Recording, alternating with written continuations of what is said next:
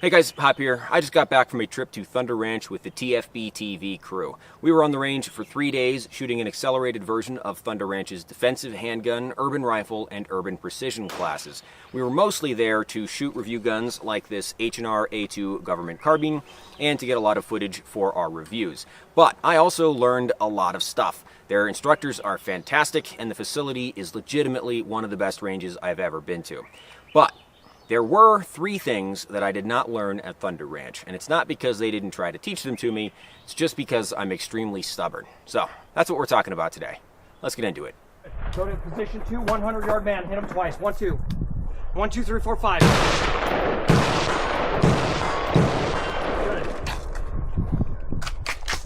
Good. Very good load. Loop up, right here, 3, 4 horsemen again. Hold at their head. So most firearms instructors tend to be pretty dogmatic with what they teach, and I think that kind of comes down to a combination of their professional experience when applicable, and then years of teaching classes where the people in attendance may have limited firearms knowledge or shooting experience. So nothing that Thunder Ranch teaches is incorrect. They are all like appropriate lessons learned from doing this stuff professionally for many, many years. But it's still, I think, possible to experience some of that same stuff and then come to a different conclusion, which you see because there are, of course, many different schools where you can go and learn about shooting, and they don't all teach the same thing. So there are some things that Thunder Ranch teaches that I don't disagree with. I just have chosen to do things a different way, and I'm stubborn enough that even a very, very competent professional who's a better shooter than me, has been doing it for a lot longer than me, isn't going to change the way that I do things. And it would be kind of a cop-out for me to just reference another professional shooting instructor who, teaches the way that I like it. But I may have to throw in a couple of those names later on in the video just to try to back up my point a little bit more. So the first thing that we're going to talk about is safety manipulation or safety management. Thunder Ranch teaches a very specific thing when it comes to both rifles and handguns. Their thing is on target, on trigger, off target, off trigger. So basically what that means is that the safety comes off when you bring the gun to low ready in the Thunder Ranch School of Gunfighting. And then your finger remains off the trigger, and when you're on target, the finger goes onto the trigger, and when you come off the target, finger goes off the trigger. Safety becomes sort of an administrative thing that you do when it's time to let the gun hang, or when the situation has changed to the point where you no longer think you're going to need to deploy your firearm. So for me, the way that I have practiced using a rifle for several years, and the way that I'm going to keep doing it, because it's very much ingrained at this point, is to keep the safety on until I'm on the target. So rather than Thunder Ranch's on target, on trigger, off target, off trigger, mine would be on target, off safe, off target, on safe. Which, maybe is a little bit harder to remember, so they do have that mnemonic advantage going for them, but that is just an extra level of safety that I like. And I practice manipulating the safety very obsessively. I also firmly believe in putting the safety on for reloads, even emergency reloads, because at least on an AR, the safety is very easy to use. It should always be accessible to you, no matter what sort of manipulations that you're doing with the rifle. So you can be reloading the magazine with one hand and manipulating the safety with the other. This hand's not up to much. It has plenty of time to put the safety on and take it back off. This is the way that Pat McNamara teaches it. Not saying that he's a better instructor than the guys working at Thunder Ranch. Never met him. I believe that there's 5 things should happen all at the same time, simultaneously, when we do a mag change with this. Let me get this mag here. And that is break your grip, drop your mag, centerline sweep, focal shift, and put it on safe. Are we putting it on safe during the mag change? How are we doing it? That went on safe. I like the extra layer of safety that using the selector provides. I think it's also a good thing to do if you're working around buddies, because if you have to go for a reload or move or anything like that, you probably just want the gun to be as safe as possible so you're not putting your friends in danger if they're nearby. Back to the Thunder Ranch way of handling the safety, I think it probably does make more sense in a law enforcement or SWAT context, because a target might present itself very suddenly at very close range, and so I think their intention is that you have the finger on the trigger, you're on the target, and the trigger is prepped if it applies to your specific firearm, so that if the opportunity presents itself or the situation changes and you have to take a shot, you can do so at just, reflex speed, as opposed to having to manipulate the safety, move your finger, and then prep and to take the shot. The way that Pat McNamara teaches it, and the way that Brassfax and I talked to Chuck Pressburg on an episode of Primary and Secondary's Modcast not too long ago, is probably a little bit more based on the military thing, where you're in a large group of guys. If one person's gun is out of the fight for an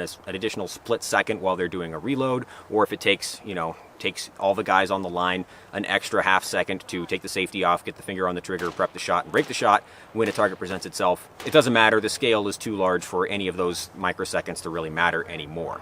In the event that you are in a firefight and you need to change magazines, I think the other advantage to having the safety on during a mag swap is that something may come up in the second and a half that it takes you to change mags and drop the bolt. And you may abandon your reload halfway through to move. And if you're going to start moving while loading, the gun is going to all of a sudden be hot again during a move with the safety off. So all those little things, if you're working with buddies who are like yourself, probably just self-taught amateurs, I think the safety should probably be on as much as possible. Watch the recoil impulse into my blade. It's a little bit more this way. Way less. That gun shoots really nice too, by the way. The second thing to talk about is that the Thunder Ranch guys insist on having backup iron sights somewhere on the rifle. If you saw the video that we posted to TFB TV, Thunder Ranch head instructor Jack Daniel roasted all of our personal carbines that we brought to the course, and the big critique for all of them was that none of us had backup iron sights. And that was, ranged from terrible in the case of my rifle, which has an EOTech and no backup iron sights, to mediocre in the case of James and Ryan.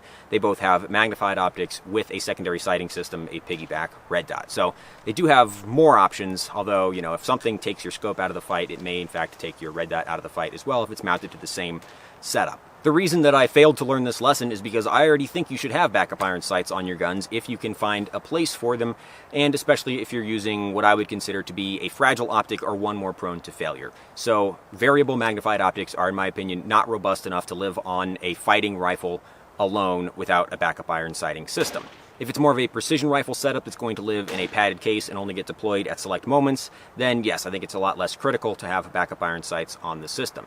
If you've got a battery-powered optic, but it's one that's famous for being rugged and having a long battery life, like an Aimpoint T2 and a big beefy mount, I don't really think you're going to ever really need backup iron sights, so I think they'd be kind of more of a security blanket at that point.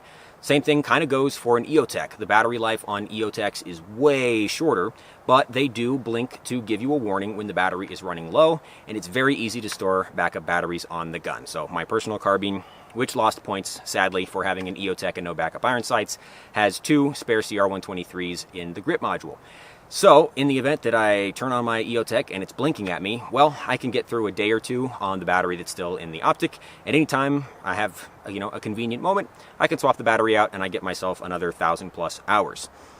Now, I think this lesson was learned the hard way over a very long career of law enforcement and firearms instruction, because old EOTechs had much shorter battery life. The original models of EOTech that were powered off of a pair of N-type batteries had a battery life of like 200 hours. 200 hours is the low battery warning level on a new EOTech that has a 1,000-hour battery life. So if your new EOTech starts blinking, you've got 200 hours of battery left, which is as much or maybe a little bit more than an old EOTech. Also, a lot of old EOTech models did have problems with parasitic battery drain, so it is conceivable that a law enforcement officer would deploy their carbine out of the back of a cruiser, try to turn on the EOTech, and find that it was completely dead. And then, yeah, you're going to definitely want some backup iron sights. I've heard from Jack Daniel, as well as other people who were in law enforcement or did instruction, that the SOP was to keep the backup iron sights deployed at all times so that you can just bring the gun up and take a shot. Because the other problem, I guess, that people have had with EOTechs is that they don't have automatic shut-off and shake-awake. They don't stay on all the time like an Aimpoint does. So you could very well forget to function check your optic as you pull it out of the bag, sling it on your shoulder, go rushing into a bank robbery situation, try to take a shot and realize, oh, I forgot to turn my optic on, and now I'm fucked. So as much as I hate to be the guy that says works on my machine, I've owned several EOTechs, all more recent production versions with the transverse mounted CR123 battery. None of mine have had parasitic battery drain, and also I check them all the time, and when they run out of battery, I replace the battery either with one stored on the gun if I'm at the range, or one stored in my kitchen cabinet if it's at home. The Thunder Ranch fetish for backup iron sights actually led to the H&R government carbine being one of Jack Daniel's favorite guns on the bench. We cut it out for time, and also because this was a red herring. It's not anybody's personal gun, it's just a review gun that I'm working on. But their opinion was that, yeah, you know what, no matter what happens to this gun, you've got a built-in set of iron sights that are still going to be functional, and all it really needed at the time was a weapon light, and now it has a weapon light. So now this is a 10 out of 10 Thunder Ranch carbine, and unfortunately, my night vision gun with an EOTech and a Hux Flow and a PEC 15 is kind of a C+ at best. Dude, it's a good rifle. I like it a lot. Like, ideally, I don't want that height over bore, but I had no problems. I think I had a couple of misses. That was probably just because of, you know, position and breathing. Yeah, sure. Lightweight though, and dude, and super easy to lightweight, very easily maneuverable, like in and out of the ports and all that kind of stuff. And Do you have any complaints? zero. Okay. Wow. Shoots good. Quite an endorsement. Shoots good. You heard it from the man himself. Yeah. Second best. Second best. Rifle here. Hop has the best rifle Yeah. out here. This is second best. No, that is not fucking right. And the third lesson from Thunder Ranch that I failed to internalize is their dislike of ambidextrous and modernized controls on the AR platform. Jack Daniel took a lot of heat in the comments on that video for criticizing things like short throw safety selectors, right side bolt drops, any sort of mirrored or ambidextrous controls. The Thunder Ranch instructors like the mil-spec AR controls, except maybe in the case of left-handed shooters, and even then they would rather that you just learn to use the AR like a left-handed person instead of modifying it to fit a left-handed person. I think those critiques are valid. I understand where they're coming from, and I agree with a lot of them. I've never really been a fan of ambidextrous controls on ARs. I know some guys really love like an LMT ambidextrous lower or Smith & Wesson Axe ambidextrous lower that actually has a complete set of mirrored controls on both sides of the gun. I'm right-handed, so that does nothing for me. What I'm more interested in are things that make manipulating the gun as a right-handed shooter easier. And that could be something like, for example, the bolt hold open and drop button that is on something like the new Sig Sauer lowers or a Magpul bad lever, something like that, which allows you to both lock the bolt from the right side and drop the bolt from the right side. Those controls are not for left-handed shooters. I think they probably don't even work for left-handed shooters because they're in a weird place. They are for the index finger of a right-handed shooter to allow you to manipulate the bolt in the event that you have to lock it open to, for example, clear a malfunction. It's easier than taking your hands all the way off the gun.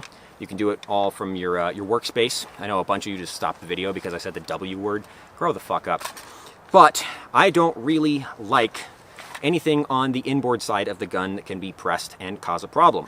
So ambidextrous magazine release, absolutely not. I don't care for it. Even the ones that are very well protected, like the ones on the Sig Sauer lowers, I think are still too easy to hit when you bump against your gear, and therefore I'd say skip them. I'm not really interested. If you are a left-handed shooter, well, obviously, sorry, that decision's been made for you because the button on the right-hand side is going to get pressed when it bumps against your gear, so you might as well add one to the left-hand side. It's not going to activate accidentally any more than the one on the right will. As far as the critique of short throw safety selectors goes, I understand that one too, actually. Their big argument is that on the GI selector, the gun is not off safe until the selector has rotated 90 degrees. It's still on safe right up to that last little, like 5 degrees of travel. That could be very important, particularly if you're carrying the gun slung and it's rubbing up and down against your gear or your body. If you have a short throw selector, that, you know, say the selector is nominally disengaged at say 45 to 60 degrees, but actually it's actually disengaged a little bit earlier in the rotation. It can be very little movement required to actually turn the safety selector off, and then you have a hot gun hanging from your front, bouncing around, not in your direct control, and probably flagging you on the legs and feet as you move around. So I totally understand that critique. For me, what I generally do, and this is something that they actually recommended, is just keep my thumb in contact with the safety selector as I'm moving around. Unless the gun is completely hands-free, I have my hand and my thumb touching the safety selector. And that goes for also when I'm shooting, which really helps when I do my safety manipulations. I always have my thumb touching the safety selector, so I guess it's just that, you know, kind of a kinesthetic awareness, to abuse a Haley strategic, sorry Travis, Haley strategic-ism, proprioception, that's another good one. Basically, I'm always aware of the position of the safety selector because I'm always touching it. And so for me, the short throw selector just makes it even easier because I can keep my thumb directly on it and then flick it on and off without even breaking my hand from the grip. If you ever see guys when they put the safety on, they do this, that's because sometimes it's hard to get enough leverage on a GI style or 90-degree selector without breaking your grip off. I have pretty big hands, so I don't usually have that problem unless I'm like wearing gloves or something. But that's why you always see that like flick off thing. Yeah, anyway, I'd rather not have to do that and then get my hand back on the gun. I'm exaggerating for effect, obviously. Someone's gonna be like, well, just don't do it that much. Okay, fine. Jesus Christ. Right, left side, left side, left side. 2 hits, red steel. Oh, it's always inconvenient Switch to a timing. James Reeves magazine. How embarrassing. Short one. Oh, good hit, good hit. Muzzle count. Right side, right side. 2 hits, red steel. Nice work up. Nice. Safety on. Obviously, I've been out here for too long. I got complete and utter sunstroke, and I'm just starting to ramble like a crazy person. But there you go. Those are 3 lessons from Thunder Ranch that are very valid lessons to learn from a career of law enforcement and firearms instruction.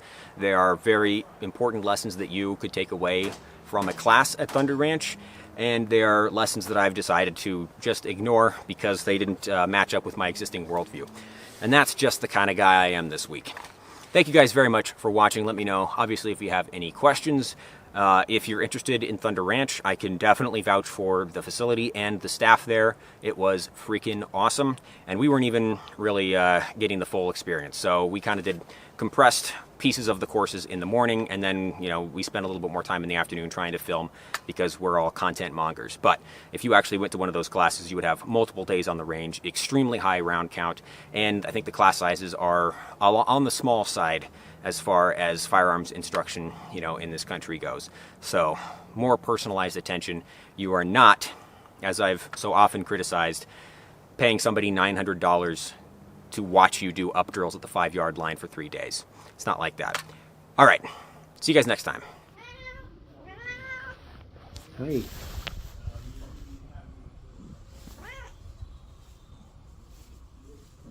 Hi there, Sheila. Hi there, baby.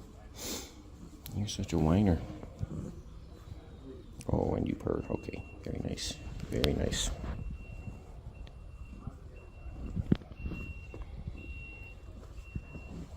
Oh my gosh, you're so nice. Okay.